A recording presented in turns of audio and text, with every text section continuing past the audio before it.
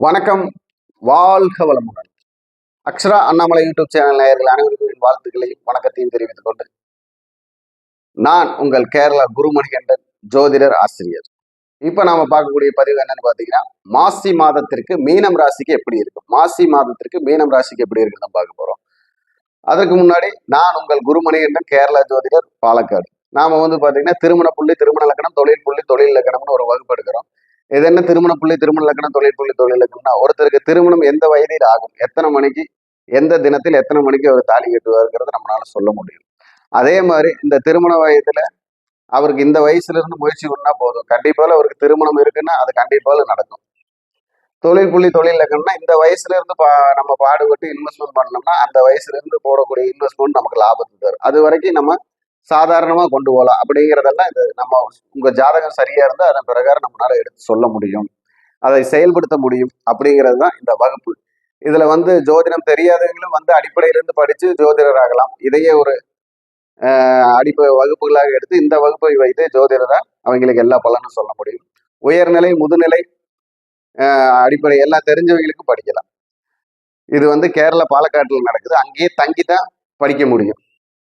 மாசத்துக்கு ஒருக்கா வரலாம், அவங்களுக்கு தகுந்த மாதிரி எப்படி வேணாலும் படிக்கலாம். ஆனா எப்போ வந்தாலும் கல்வி கற்றுத்தரப்படும். அப்போ தங்குமிடம் உணவு இலவசம், கல்விக்கு கட்டணம் உண்டு, கல்விக்கு கட்டணம் உண்டு. அது கீழே போற நம்பர்ல கூப்பிட்டீங்கன்னா சொல்லுவோம். அப்போ இந்த மாசி மாதத்திற்கு மீனம் ராசிக்கு எப்படி இருக்குன்னு பாத்தீங்கன்னா, மீனம் ராசிக்கு பாத்தீங்கன்னா மாசி மாதத்துக்கு நல்லது நடக்குது எவ்வளவோ அந்த அளவுக்கு தீமைகளும் பின்னாடி வந்துட்டே இருக்குன்னு அர்த்தம். ஏன்னா மீனம் ராசிக்கு பார்த்தீங்கன்னா 12ஆம் இடத்துல போய் 5-6 கிரகங்கள் உட்காருது. அதனால என்ன நல்லது என்ன கெட்டது, எவ்வளவு செலவு, என்ன பண்ணணும் ஏது பண்ணணும், திடீர்னு ஆரோக்கிய செலவு வருது, திடீர்னு வேலைக்கு ஆள் வர மாட்டேங்கிறாங்க, திடீர்னு வந்தா 10-20 பேர் ஒட்டுக்கா வந்துடுறான்.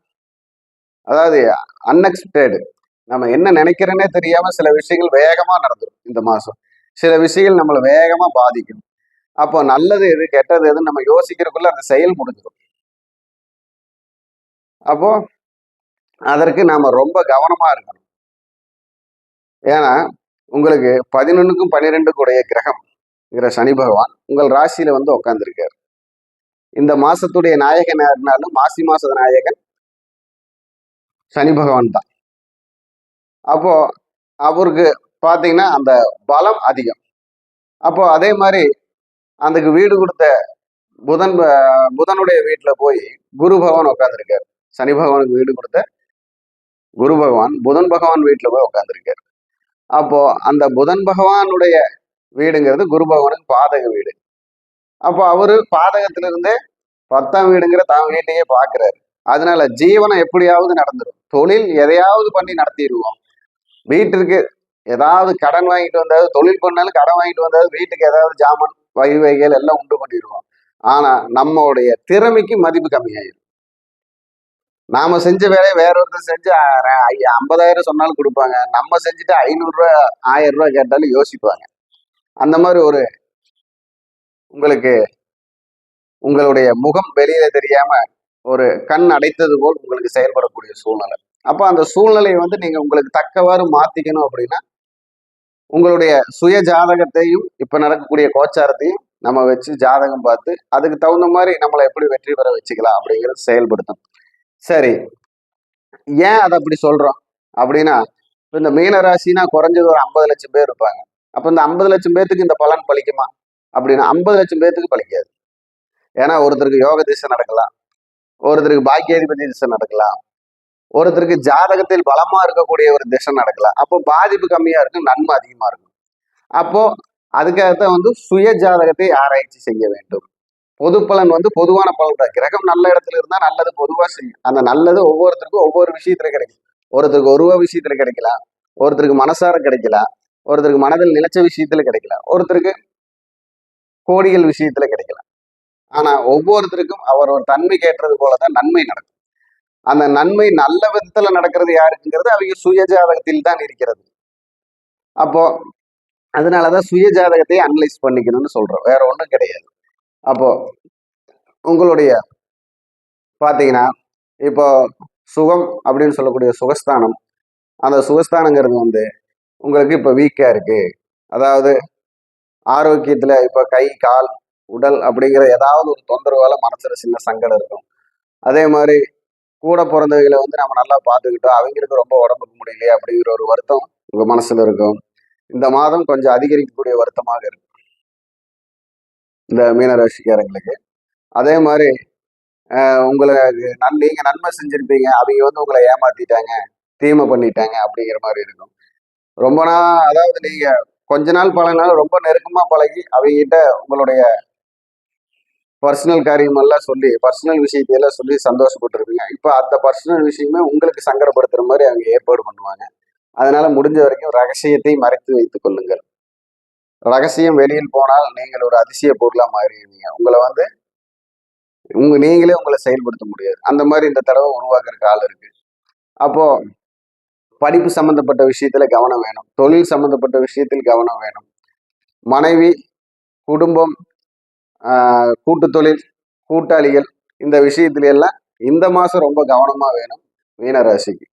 ஏன்னா மீனராசியில பாத்தீங்கன்னா உங்களுக்கு பூரட்டாதி, உத்திரட்டாதி, ரேவதி. அப்போ இதுல வந்து பாத்தீங்கன்னா பூரட்டாதிக்கு கொஞ்சம் பிரச்சனை கம்மியா இருக்கும். ஆனா உத்திரட்டாதி, ரேவதிக்கு நிறைய பிரச்சனைகள் தேடி வரும், செலவுகள் தேடி வரும், உடல்நல பாதிப்பு வரும்.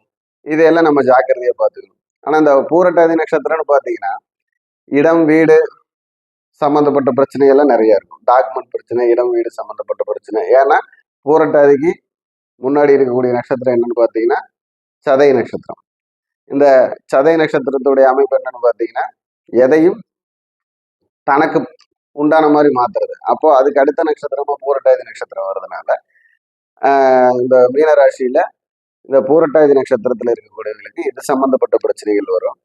அதே மாதிரி ரேவதி நட்சத்திரக்காரங்களுக்கு இந்த டாக்குமெண்ட் சம்பந்தப்பட்ட பிரச்சனைகள், பேர் அது மாறல, இது மாறல, அந்த இடத்தினால நஷ்டம், இப்படிங்கிற ஒரு சூழ்நிலையில ஒரு மன தாக்கத்தை கொடுக்கும்.